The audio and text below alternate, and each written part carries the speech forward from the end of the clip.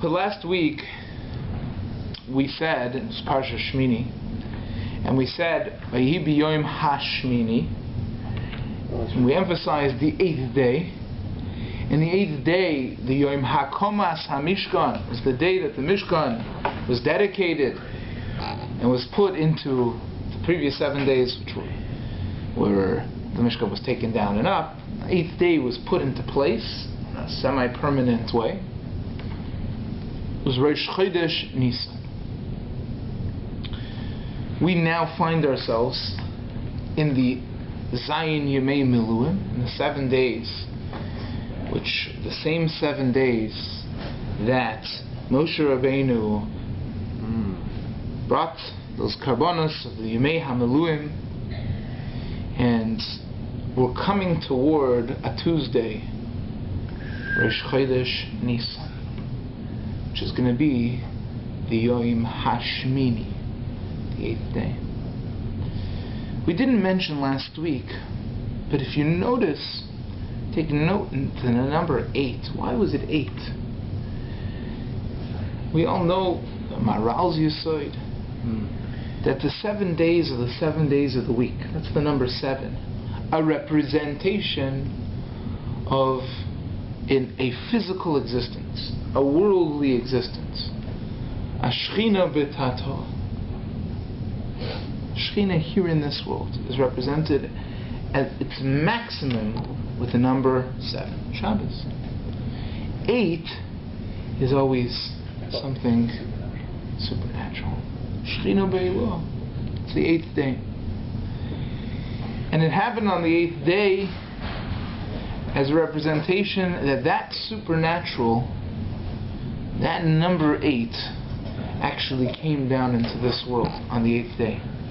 Now that day is coming on Tuesday, Rosh Chodesh Nissan. We mentioned the Gemara Megillah says, the Simcha of the Rabbi Shalom on that day, this Tuesday, has the same happiness, the same joy as Yom Shenivra Bo Shemayim Va'aretz. So there's the same ecstasy, Kaviyachal, as the day that the heaven and the earth were created. And we explained, because the heavens and the earth came to the tachlis, the goal of the entire heavens and the earth, of the creation, came to fruition on that day. On the 8th day. This Tuesday. And we know that when something happens in the past and we sort of commemorate it, this is the Rishon Hu L'Chadshei Chadashim, this is the first day of the month. When something happened back then, it's not that on Tuesday we're going to remember it, but we're going to relive it. We explained once with a Michtav Melio that he says that it's not when you commemorate a Yontiv, you commemorate something in Judaism, it's not that you come to a day which you remember. There's a certain koach, there's a certain energy in the Bria which represents Pesach as one type and Sukkot is another type. Go into the specific examples, but there's a certain koach. There's tshuva and the Yomim Narayim. There's a certain energy. These days are mesugol, are fit for serving Hashem in a certain way. So, just as we know in the worlds up above, there's no concept of time. All there is that Hashem gives us the key to access a certain door. That energy always exists. When the time comes, Hashem opens up the door and we're able to walk in. Rosh Chodesh Nissan is a Yom She'ein Oimrim Boi Tachnon. It's a day that we stop saying Tachnon for a full month. Why? Because in Tachnon we say V'ato Hashem Ad Mosai. You Hashem, when are you going to come? On Rosh Chodesh Nissan, Hashem comes. Oh, okay. The Mishkan is built. We're able to access, turn the key to the door that holds within the power of living with Hashem, of closeness with Hashem. Yeah. Sukkot time, Rosh Hashanah time is, we have that yira, the fear of Hashem. In Sukkot time we have the avas Hashem. Rosh Chodesh Nissan is the time of dveikus b'Hashem. We don't have a Beis HaMikdash anymore. There's no Mishkan there. It's not visible. But it's the same door that was unlocked when they built the Mishkan is the door that's going to be unlocked this Tuesday. Because there's no concept in time. Hashem doesn't, there's no such thing as time. It just is. And it's there. Hashem gives us, in our time, access to that potential. Dveikus b'Hashem. The Gemara in Shabbos, 147b. It's a very interesting Gemara. The Gemara says, Amar Rav Chelboy says, Chamra de progisa, umaya de diumsis, kipchu aseres hashvatim mi Yisrael.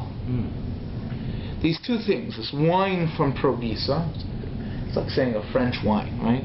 This wine from progisa, this beautiful, great wine. Progisa? Pei Resh Vav Gimel Yud Samach Aleph, whatever, a town somewhere. Umaya de diumsis, and this water from diumsis, this rich water, whatever it was, that made the Aseres Hashvatim, the 10 tribes of Israel, become lost forever. And Rashi explains, Shahayu Balei Hana, they were people who liked to enjoy life. A good steak and wine. V'oiskim b'kach, not just that they liked it and they enjoyed it. That was their, instead of, we say, lasuk b'divrei Torah, right, in the morning we make berachos lasuk the wine. They were lasuk. That was their occupation, so to speak. V'lo hayu oiskim b'Torah, and they were not occupied with Torah. V'yotu l'tarbos ra, and because they indulged, they went off. Yotu l'tarbos ra, they went off the right way. They didn't do the right things. Then the Gemara says, Rabbi Elazar ben Aroch was the Tana. Rabbi Elazar ben Aroch. Rabbi Elazar ben Aroch.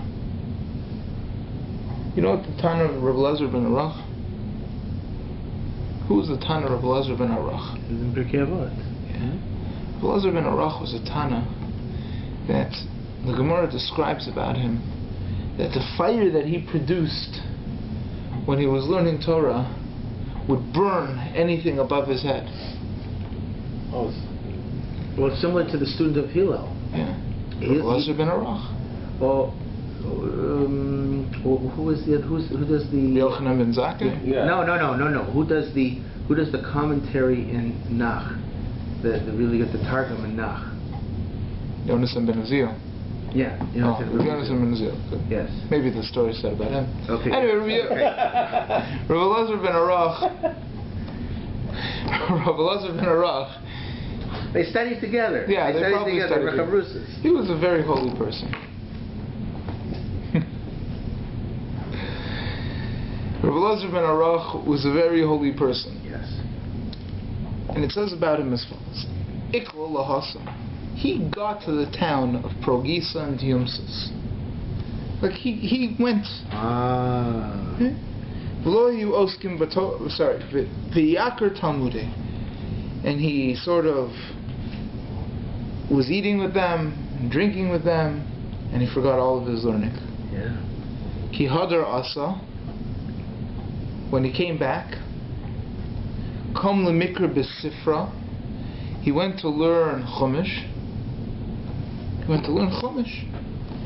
Boi lemikra hachodesh hazeh lachem, and he wanted to read the pasuk hachodesh hazeh lachem.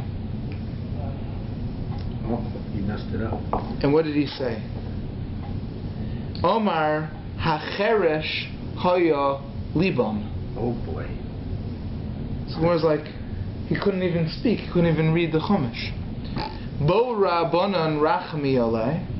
So the rabbis davened to Hashem to have mercy on him. V'hadar Talmudei, and all of his learning came back. The Gemara continues with the lesson. Rabbi Elazar ben Arach indulges a little bit too much, forgets all of his learning, Fine wine. and then comes back. The Sfas Emes explains the story. He asks, he says, well, what's going on over here? Elazar ben Arach forgets his learning, comes back, and then they ask him to read a pasuk, and he reads Chodesh Hazel Lachem. Why? Hacheresh Haya Libam. What does that mean? It's making mistakes, easy children mistakes. What's going on here? And he says that the pasuk of HaChodesh Hazel Lachem, HaChodesh Hazel Lachem, this month, signifies his chadshus, a newness, his patchus, an open, a clarity, dveikus. Something new is happening, rejuvenation, coming into Nissan, HaChodesh Hazel Lachem, Rosh Chodoshim, Rishon Hu, L'Chodshei Hashana. Talk about Nissan. It's a new year. Sparchus. Now we become open. Whatever was clogged in Adar is now becoming open in Nissan.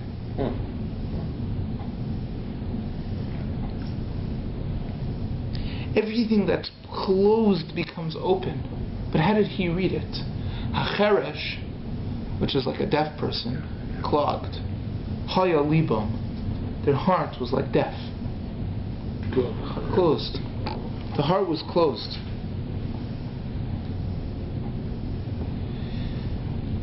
Sometimes a person gets caught up, indulges, forgets.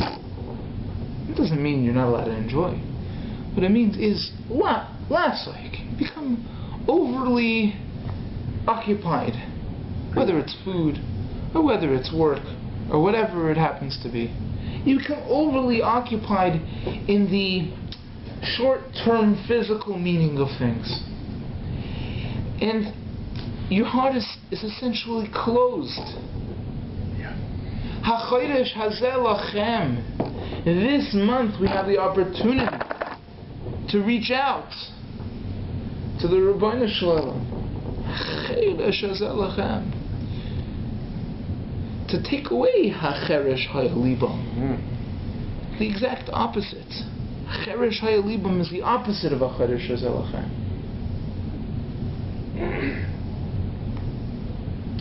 I found also in the Yaris Dvash, which is written by Rabbi Nissan that if you look at HaChodesh Hazel Lachem and you read it HaCheresh Hayalibam, so the first word HaChodesh is changed to Cheresh, HaCheresh, right? So that's a daled for a resh. Right. So he put in a resh. Haya instead of hazeh. So he took out a zayin and he put in a yud. So now you have resh and yud. He added a resh and a yud. Lachem, right? And he said libam. So he put in a beis instead of the chaf. Right? So he put in a resh in the first word, a yud in the second word, and a beis in the third word. And what does that spell? Riv. And Emerson Ebershitz explains that he explains it in an interesting way. He says the Sar, like the Malach, who's in charge of making people forget their Torah, his name is Riv. Riv. His name is Riv. Interesting. And he makes people forget the Torah. How does he make people forget their Torah? By Riv. Arguments. Machloikas. Machloikas. Why? Because when you argue, you get angry. Kol ha'koes, the Gemara says, anybody who gets angry, chachmasoi mistalekes mimenu. His chachma, his wisdom, goes away from him. If you get angry, his wisdom will go away from him. Like Moshe with Aaron. Exactly. Where do you learn it out? From Moshe Rabbeinu. Vayiktzov Moshe al Pekudei Achayil. Moshe got angry and then he forgot his learning. Forgot something. Person gets angry, he forgets. How do you make a person angry? Get him into a machlekes, a riv. That's what Rabbi Eliezer ben Arach was trying to bring out. Yeah, he forgot his learning because of riv. Because of riv.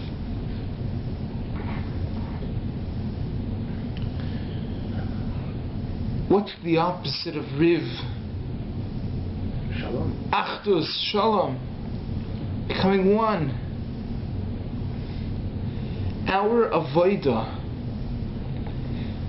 getting to the month of Nissan and through the month of Nissan, is to combat riv with shalom, with achdus, with oneness.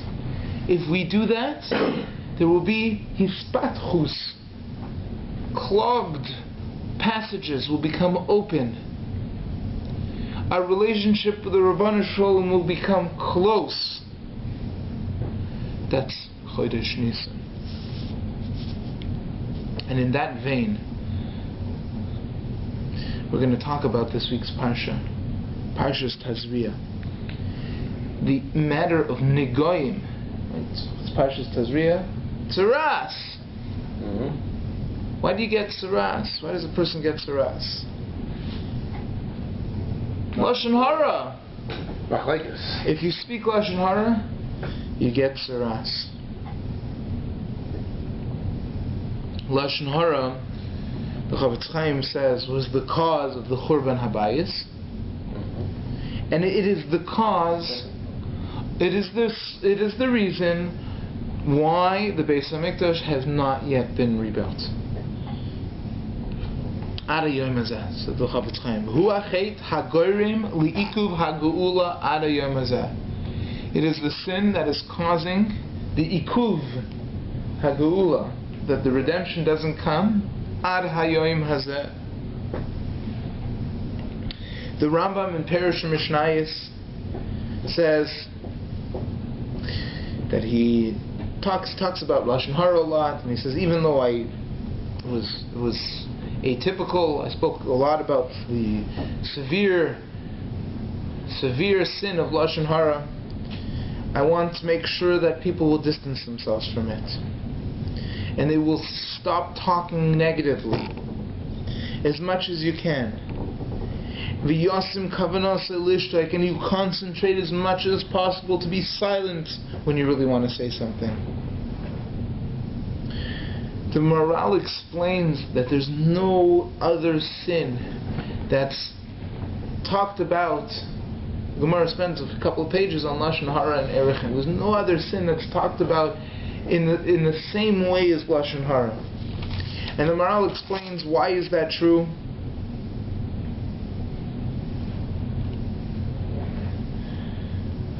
Because we need to take Musar.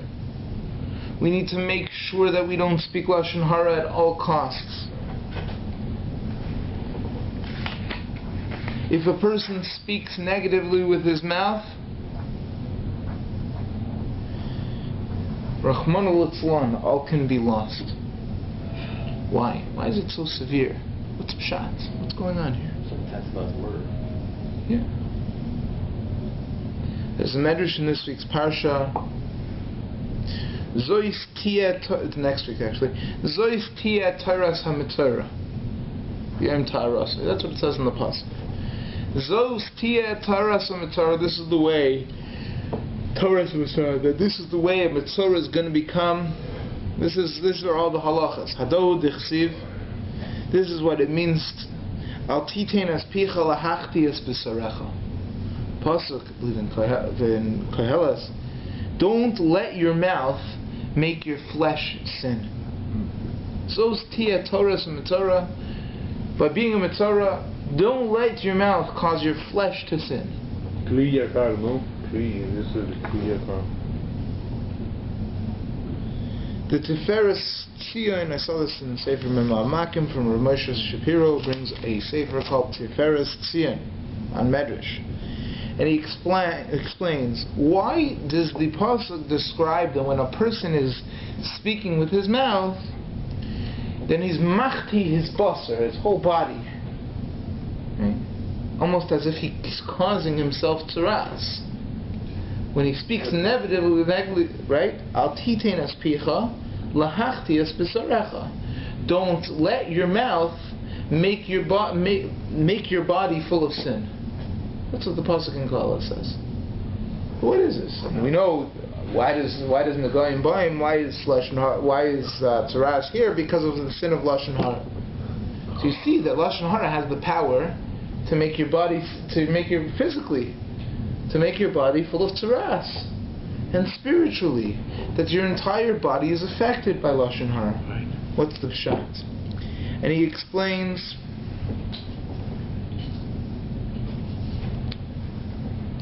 that as opposed to other limbs and functions of a person's body, the tongue is different. The tongue is not a specific part of a person's body. It's the root of all life of a person. Shorish chiyusa. It's the root. It's not just another branch on the tree. It's the root of the whole tree. And if it rots, the entire tree falls down. And the contrary. If you use it properly, the entire tree lives, becomes strong, thrives. Why? Because he says, if not for the power of speech, if a person wouldn't be a speech, he would be just like an animal. Right? Nefesh chaya. Amidaber. Ruach memalala. That makes a person a madrega higher than anything else. A level higher is a speech. When he ruins that speech by speaking negatively, the entire human becomes ruined. That's what it means, he says. Al titen es picha lahachti es besarecha. Don't let your mouth ruin your flesh. It's more that it causes something physical, tzaras, in your body. Because you're no longer a human. You no longer have that maila. You no longer have that connection. You no longer have that dveikus. Let's try to understand that a little bit more. The Gemara in Erechin says, Tanav devei Rabbi Yishmael, Kol misaper lashon hara magdil avonis keneged gimel averos avodah zarah gilui arayos shvichas damim. Right. A person who speaks lashon hara is the avera that he is doing is just as much as murder, immorality, and idolatry. The Maharal explains that the pshat is because all of these three averos, idolatry, adultery, murder, you're sinning with different parts of your body. You affect a certain part of your body. You could destroy that part of the body, right? You could destroy it, but it's a body with a blemish. When you destroy your tongue, you destroy your essence.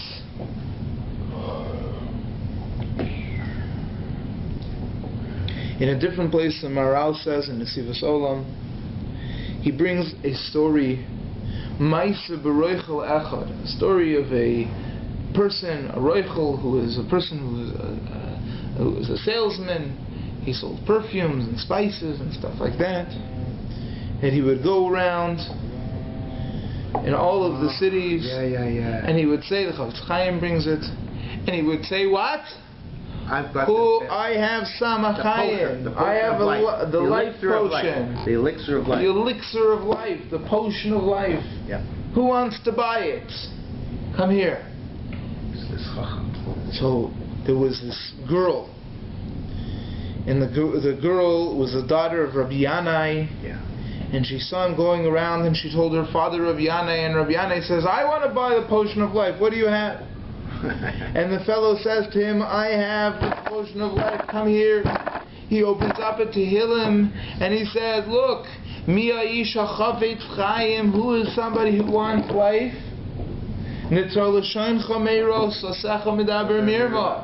Stop your mouth from speaking evil, and your lips from speaking deceit, deception.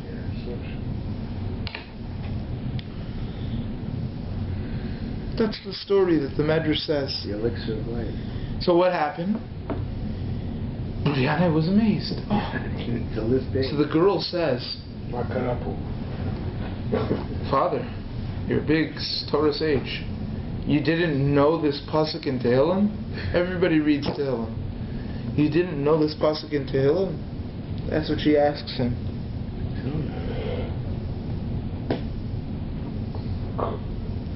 He says to her, I knew the pasuk, but he explained it, he clarified it. So Moshe Shapiro asks, he says, good, fine, very nice, but what did he clarify? What was the clarification?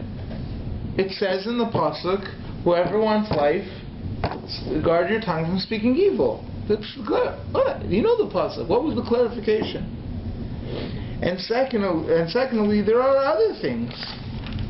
For example, the Gemara in Rosh Hashanah says, Amar Rabbi Yitzchak, Dalid Dvarim Mekaring Gzar Dina Shel Adam. If you do one of four things, they'll rip your Gzar Din. If a person has an evil decree, they'll rip it up for him. What are they? Tzedakah, give tzedakah. Tza'aka, cry to Hashem. Shini Hashem, person changes his name. Right? They do that for Chaylis. And Shini Maisa, changing your actions. These four things, you can rip up a Gzar Din. So, Tzedakah tatzil mimavis, right? So why do you say something else? The Maharal explains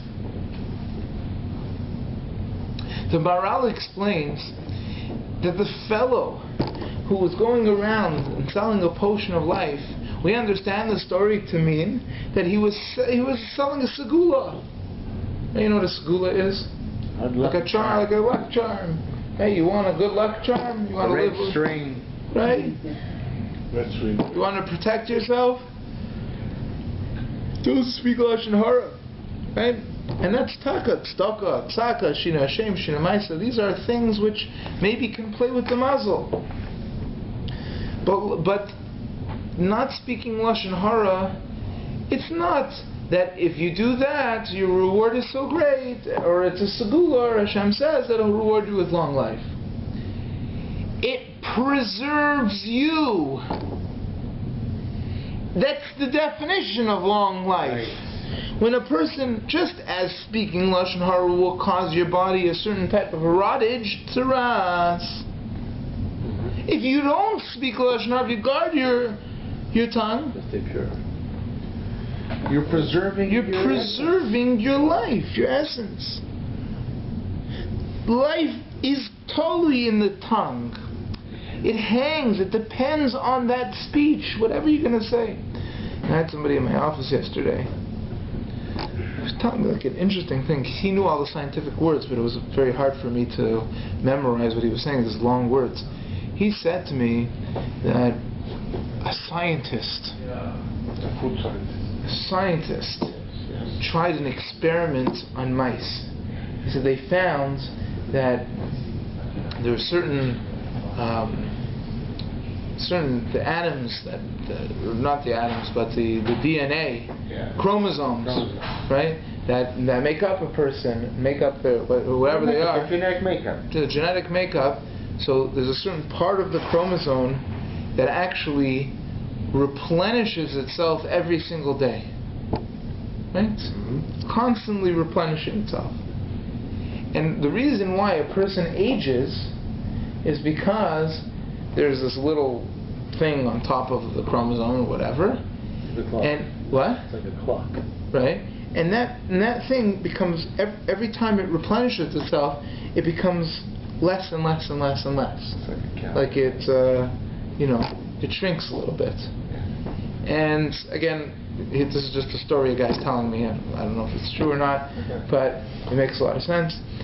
So he says, and therefore your cell, when the cells replenish themselves each and every time, so each time they're going to either replenish themselves, but it'll be a little bit less and less and less, and that's why you're going to be constantly aging, right? The hair is going to turn white, and there's going to be wrinkles and whatever. Okay, that's the scientific explanation for how people age. So he says a scientist tried an experiment on lice to try to inject more of this specific material on the end of the chromosome. So in order, and they found that the mice actually were getting younger. Wow. A younger man. A younger mice. A younger mice.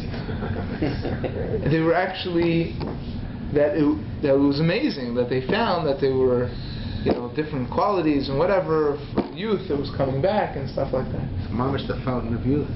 Yeah. And it's just amazing because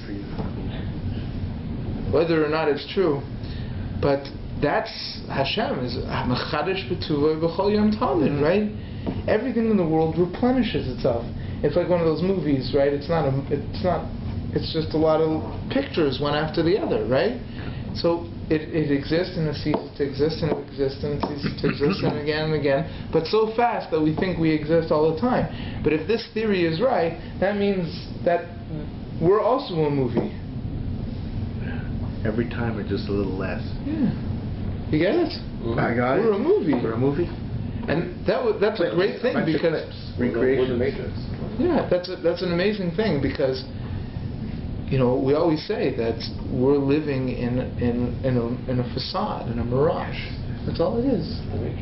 That's all it is. So the engine is yeah. So the engine is the neshama, and that's what keeps the clips going, or whatever. But it's an unbelievable thing. We live inside an existence that doesn't really exist. That Hashem's just going like that, right? Like that, and everybody just thinks that they're going. Yes, He gives us a little free will, so right? You go a little here, a little there, but it's an unbelievable thing. It's an unbelievable concept. So where was I going with this? Oh. Don't worry, we're coming back. When a person uses his mouth to speak negatively, he causes, I'm not explaining it according to this verse, but he causes a certain, there's an impact on his entire body. Negative chemical A negative. You can explain it physically, good. Explain it physically. It's true. But a spiritual impact. But in a spiritual sense, because the mouth is really what makes us a human being as opposed to an animal, that affects our entire existence. That's why a mitzvah, somebody who has tsaras, is chashuv kameis. Yeah. It's one of the four things. Al nati kameis. Right? Moshe Rabbeinu said, "Don't be right." Moshe said to Hashem that Miriam's like a mace. What do you mean she's a mace? She has leprosy. Fine, a little leprosy, a few boo-boos. Well, what's a mace? Because she's a mace. Because Hashem did us a major favor.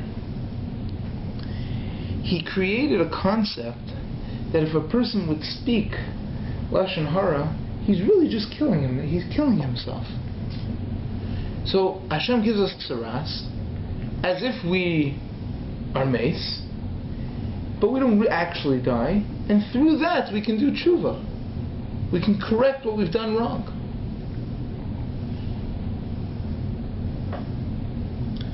Why mace? Because that's what's happening. Because you're pulling the rug from under you. The koach hadibur. That's why a Metzora is Yoshev Badad. He's right, but he has to sit alone outside the camp because he mamish has to act as if he's mace. He can't have any interaction with others. He has to be alone. He's contaminated. Mamish, he's tummy. When we got together on Purim, some of us, he said an unbelievable thing. The Gemara says the ketores, spices which they brought in the Beis Hamikdash, is yavei davar shebechashai. It's something that brings something that comes in a hidden spot, which is in the Beis Kodshei HaKadoshim. V'yechaper al davar shebechashai. And it will forgive on something else that is done in a hidden place. And what is that? Lashon Hara. That's what Gemara says. Ketores is something that's brought into the Chodesh HaKadoshim in Yom Kippur. V'yechaber al davar shebechashai. Something hidden. And we explained then when something's hidden, in the positive, we said, when something's hidden, when a woman is tsanua, when a man is tsanua, when we're hidden, when we're not showy, when we're covered, when we're hidden, our tefillos, our prayers, reach a place that's hidden.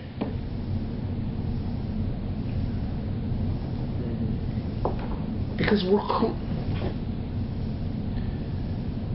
Hester, the Hester place. When a person is hidden, right, they don't need to show their friends exactly everything that they're doing. He's a person who's closest to Hashem. Because he's so satisfied with the knowledge that he lives with Hashem and they live alone with Hashem, that he doesn't have to show anything. He can hide. We talked about clothing, costumes, and Hester. That was Purim. And the Maral explains that the tefillah of a person that's hidden reaches a place that's hidden, that no kochos hara, that no evil anything can even touch. It's a place that's right next to the Kisei HaKavod, right next to the Rabbanu Shalom. It's hidden. There's nothing else there. Because that person is so close to Hashem. And I mentioned just briefly then, and I'll explain it a little bit more now, that is Huadin is the same thing on the opposite end, Rahman al-Islam. Wow. When you speak about somebody else, right, in a matter that's hidden, you know what that guy did? Yeah, even if you're talking in front of a few people. But it's hidden from that. It's hidden from your friends. You're talking badly about him. So it's a davar shebechashai, the Gemara describes. Goes up to high place. Something that you're whispering. Goes to the secret place. That can have the impact of hitting the most hidden places above. Where Hashem only is. Where only Hashem is. And it can have the impact of completely destroying our relationship with Him. That's the power of Lashon Hara, the negative power of Lashon Hara. As we've said in previous shiurim, the tongue, words, speech, when we talk, we're using our neshama, l'ruach memalala, nefesh chaya. It's the ruach memalala. That's our neshama speaking through our mouths. And when we're poging that, when we destroy it, when we blemish it, we're in essence severing the tie, that neshama which ties ourselves to the Ribono Shel Olam, to God. That chelek Elokai mima, we're severing that relationship. There's a place in Shemayim where all the neshamas hang out, right? True. That's a very holy place, a very secret place. When we use our mouth the wrong way, we're potentially reaching that place and causing harm. That's what we're doing when we speak Lashon Hara. We don't realize it. I'm obviously including myself in this. When we speak Lashon Hara,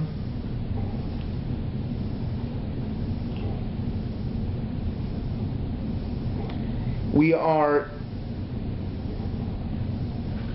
destroying our relationship with Hashem.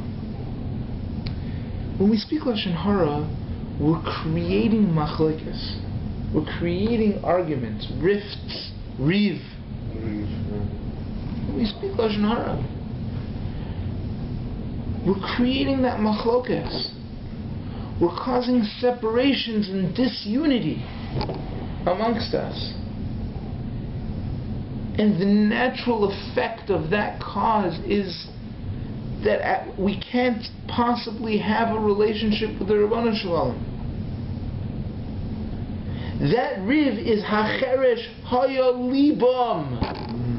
That riv causes our hearts to become plugged, literally. It creates tzaras. It decays the guf. Decays the body. The goof or the neshama? The guf. Yeah. It decays the guf. It causes tzaras. It makes our hearts plugged. And it also does the same thing to the neshama. It severs the tie. It severs the tie between our ability, that connection that we're able to have as just simple human beings with spirituality and holiness. That dveikus that happens on Rosh Chodesh Nissan is potentially compromised because it could be hacheresh haya libam, because of riv, because of reish yud beis, riv that's caused by Lashon Hara, which will destroy relationships and destroy ourselves. The tikkun of Rosh Chodesh Nissan is the opposite. Achdus. Shalom. Let us all not be scared. Not be afraid of commitment. Let's take it upon ourselves to stop. To stop speaking Lashon Hara. It's killing us, literally.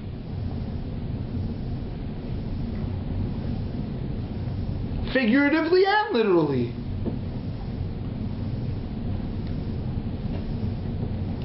It's being makiv the geula. The redemption is not coming because of this sin. Because there's no achdus in Klal Yisrael. Because we're speaking Lashon Hara about each other. And therefore we're not able to connect. We're still hacheresh hayoliba. Let's take it upon ourselves to prepare now so that the month of Nissan will not be hacheresh hayolibam, but will be hachodesh hazel lochem, his chadshus. That the cells should rejuvenate themselves in a healthy way. Maybe we'll even become younger. Who knows? We'll become younger. It's a side benefit, right? A side benefit. They'll become younger. That's what Rabbi Yanai learned from this roichel, from this salesman. That it's not a segula. It's a physical existence and a spiritual existence. When we guard our tongues, we guard ourselves.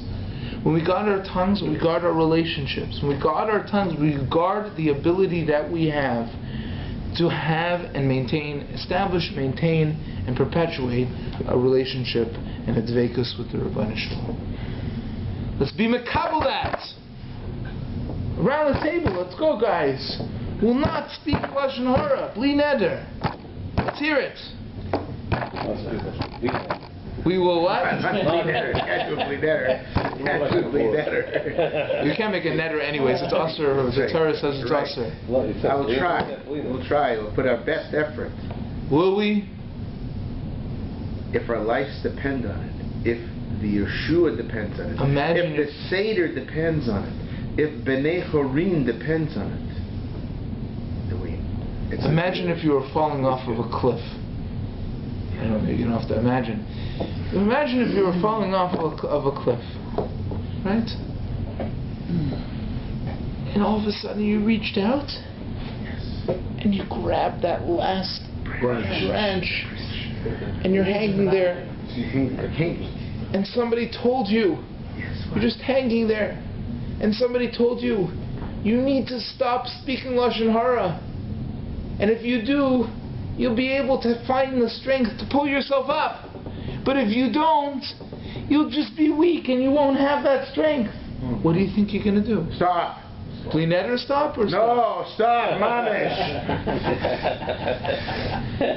Right there and then. It's over. It's so hard for us to realize that that's what's happening, because the whole world is just this. It's a nice picture movie. But if we would realize, if we would understand that that's the matzav we're in, that's the situation that we have. It really is. It really is. Talking to myself, guys. I'm really talking to myself. I'm trying to build up the courage and to say we will not speak lashon hara. We will not speak lashon hara. And this is the right week. It's Parshas Tazria. Tazria Mitzvah gives you 2 weeks to implement it this year, because it's a leap year. You have 2 weeks to implement it. Yes. So usually it's in 1 week. 2 weeks to implement it. Let's remove lashon hara from our lives. And if we remove lashon hara from life, surely we've been promised that Mashiach will come right away, and with the rebuilding of the Beis Hamikdash, Shlishi b'meir v'yameinu amen. Amen.